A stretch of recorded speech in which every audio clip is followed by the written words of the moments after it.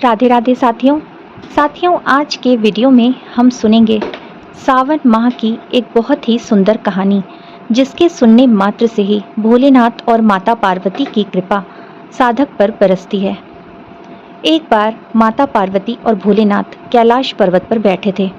तभी माता पार्वती ने देखा कि पृथ्वी लोक पर लोग बहुत अधिक मात्रा में शिवलिंग पर जल चढ़ा रहे हैं, दूध चढ़ा रहे हैं। तब माता पार्वती ने भोलेनाथ से पूछा, प्रभु, ये इतने सारे लोग आप पर जलाभिषेक क्यों कर रहे हैं और आप पर इतनी मात्रा में दूध क्यों चढ़ाया जा रहा है?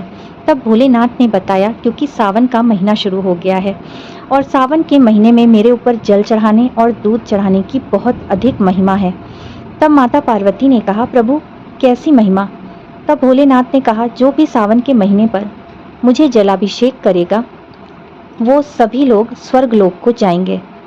तब माता पार्वती ने कहा, प्रभु, इतने सारे लोग आपका जलाभिषेक कर रहे हैं, तो क्या ये सारे लोग ही स्वर्ग लोक को जाएंगे? तब प्रभु ने कहा, नहीं, जो तन से जल चढ़ा रहे हैं वो स्वर्ग लोक नहीं जाएंगे, जो मन से जल चढ़ा रहे हैं केवल वे ही स्वर्ग लोक को जाएंगे। तब माता पार्वती ने कहा, प्रभु, ये कैसे पता चलेगा कि कौन तन से जल चढ़ा रहा है और कौन मन से जल चढ़ा रहा है? तब भोलेनाथ ने कहा, चलो पार्वती, पृथ्वी लोक चलकर तुम्हें बताता हूँ कि कैसे पता चलेगा कि कौन तन से जल चढ़ा रहा है और कौन मन से। तब भोलेनाथ ने एक कोढ़ी का रूप धर लिया और माता पार्वती ने एक सुंदर स्त्री का रूप धर लिया और दोनों लोग एक भोलेनाथ के मंदिर के पास जाकर बैठ गए। तब माता पार्वती जोर जोर से कहने लगी कि मैं 2 दिन से भूखी हूँ, बहुत थक गई हूँ, अपने पति के हाथों भोलेनाथ का जलाभिषेक कराना चाहती हूँ। क्या कोई है जो मेरी मदद कर सकता है? साधक आते और उन लोग को देखकर आगे बढ़ जाते, क्योंकि सबको ये डर लग रहा था कि इस कोढ़ी बाबा को अगर हम जल चढ़वाने भोलेनाथ पर ले जाएंगे तो कहीं हमें भी कोढ़ ना हो जाए। लोग आते, माता पार्वती की बातें सुनते और आगे निकल जाते। ऐसे ही करते करते शाम हो गई।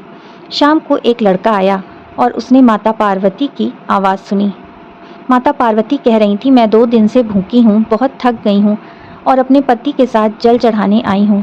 क्या कोई मेरे पति की जल चढ़वाने में मदद करेगा? तब उस लड़के ने कहा, हे देवी, आप धन्य हैं जो कलयुग में अपने पति की इतनी सेवा कर रही हैं। सबसे पहले तो आप ये भोजन करिए जो मेरी माँ ने बांध कर मुझे दिया था।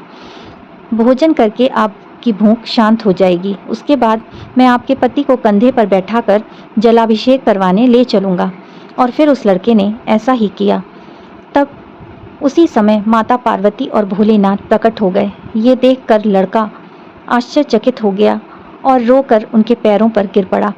तब माता पार्वती और भोलेनाथ ने उस लड़के को ढेरों आशीर्वाद दिए। उस लड़के का जीवन धन्य हो गया। उसके बाद माता पार्वती ने भोलेनाथ से कहा कि अब मुझे समझ आ गया प्रभु कि कौन तन से जल चढ़ा रहा था और कौन मन से। तब भोलेनाथ ने कहा, हाँ, इतने साधकों में ये ही लड़का था जिसने मन से जल चढ़ाया और ये स्वर्ग लोक का भागीदार है। हे भोलेनाथ, जैसे उस लड़के पर आपने कृपा बरसाई, वैसे ही इस कहानी को सुनने और कहने वालों पर भी अपनी कृपा बरसाना।